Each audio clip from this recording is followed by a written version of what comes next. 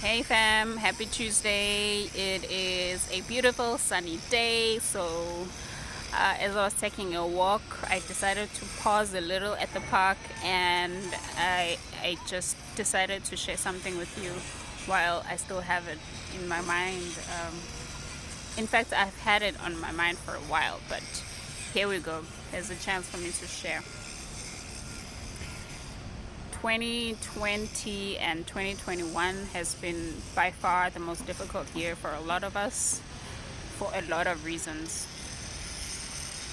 Some of us have lost jobs, some of us have lost family members, some of us have lost friends, we have lost our sense of security, we have lost our sense of living, some of us have lost houses. There's so much that people have lost. So how do we deal with that? And when I think about this is also something that I am learning to do more of. And that is trusting God, trusting Him wholeheartedly. Trusting God to such a point that when you talk to people, you're not talking about your problems to people. You're talking about how great God is. You are elevating God when you are interacting with other people. I personally have gone through challenges too. And I think about the story in the Bible where, the disciples were on the boat and Jesus was asleep and they started panicking. And they were worried because the storm had caught up with them and they thought that they were going to drown and die. And it makes me wonder, how can you panic when you have the Son of God in your boat? How can you start to shake in your boots? Storms of life come and they go.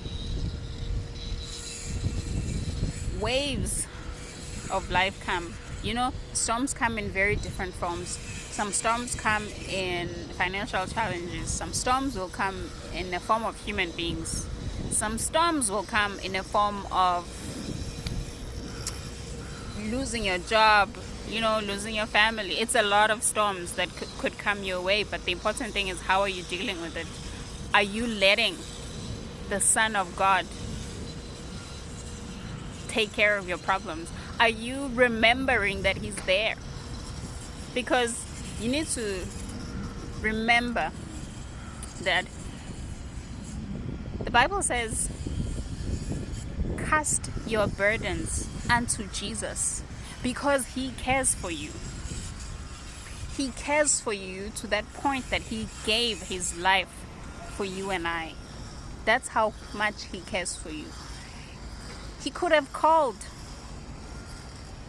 angels to rescue him. In fact, He could have decided that he was not going to die after they spat on him, after they ridiculed him, talked to him in ways that I cannot even imagine. But He still chose to die for us because He loves us. So do you think that same man of God, that same Jesus Christ that died for you can turn around today and not be in that boat with you? No. He's right there with you. The important thing is for you to acknowledge it and know it and accept it. And once you accept it, you will feel much lighter. Faith is that thing that people struggle with a lot. Faith is accepting the reality of what God has said about you and not what you see around you. That is what faith is. And that goes a long way with trusting God, trusting Him to carry you through the storm, trusting Him to make sure that the storm is not going to take you. He is calling you as He's walking on water. He's calling you and saying, my child, come. I got you. He's pulling His hand towards you. Are you going to accept that hand? Or are you going to stand there in doubt and sink? I think not. I think that I want to give my hand to him and trust him, because that's what I know. So I wanted to just encourage us to trust God, trust him, trust your maker, trust the person who created you, trust the almighty powerful God who can change things in your life.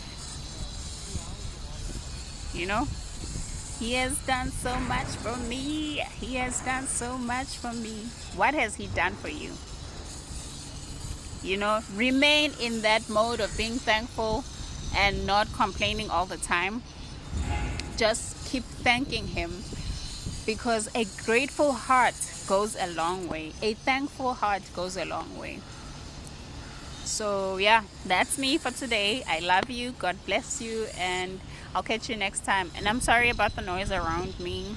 It was just so nice, and this thought came to me so strongly that I just had to share it with you. God bless you. I love you. I'll catch you next time. Bye.